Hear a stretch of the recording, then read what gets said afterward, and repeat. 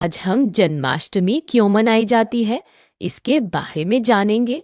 तो चलिए शुरू करते हैं।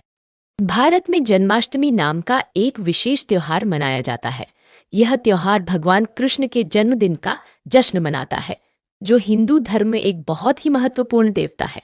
पूरे भारत में लोग इस त्योहार को खुशी के साथ मनाना पसंद करते हैं। बहुत समय पहले मथुरा नामक स्थान पर कंस नाम का एक क्रूर राजा रहता था।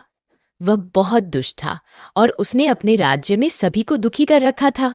एक भविष्यवाणी थी जिसमें कहा गया था कि कंस की बहन देवकी का एक पुत्र होगा जो उसे हरा देगा। इससे कंस बहुत क्रोधित और भयभीत हो गया। देवकी और उनके पति वासुदेव को कंस ने एक अंधेरी कालकोठरी में डाल दिया था। जब भी देवकी को बच्चा होता था, कंस बच्चे को छीन लेता था। लेकिन जब उसके 8वें बच्चे का जन्म हुआ तो कुछ जादुई हुआ। वह जन्माष्टमी की रात थी और बच्चा भगवान कृष्ण थे। जिस रात कृष्ण का जन्म हुआ, कालकोठरी उज्ज्वल सुनहरी रोशनी से भर गई। वासुदेव को बांधने वाली जंजीरें टूट गईं और कालकोठरी के दरवाजे अपने आप खुल गए। सभी लोग सो रहे थे। एक सौम्य आवाज ने वासुदेव को शिशु कृष्ण को सुरक्षित स्थान पर ले जाने के लिए कहा।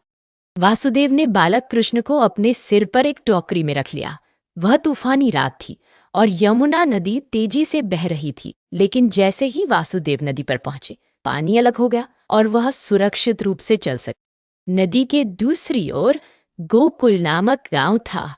गोकुल में नंद और यशोदा नाम का एक दयालु जोड़ा रहता था। वासुदेव ने चुपचाप शिशु कृष्ण को पालने में यशोदा के पास रख दिया, जो सो रही थी। वह यशोदा की बच्ची को वापस कालकोठरी में ले गए। जब कंस शिशु को देखने आया तो बच्ची देवी में बदल गई और उसे चेतावनी दी कि कृष्ण सुरक्षित है और एक दिन उसके लिए आएंगे। कृष्ण गोकुल में पले बढ़े और उन्होंने कई साहसिक कार्य किए। वह अपने दोस्तों के साथ खेलना पसंद करते थे और बहुत शरारती थे। वह मक्खन चुराते थे और शरारतें करते थे, लेकिन हर कोई उनसे प्यार करता था क्योंकि वह बहुत दयालु थे और उनका दिल अच्छा था। जन्माष्टमी के दिन लोग अपने घरों को फूलों और रोशनी से सजाकर जश्न मनाते हैं।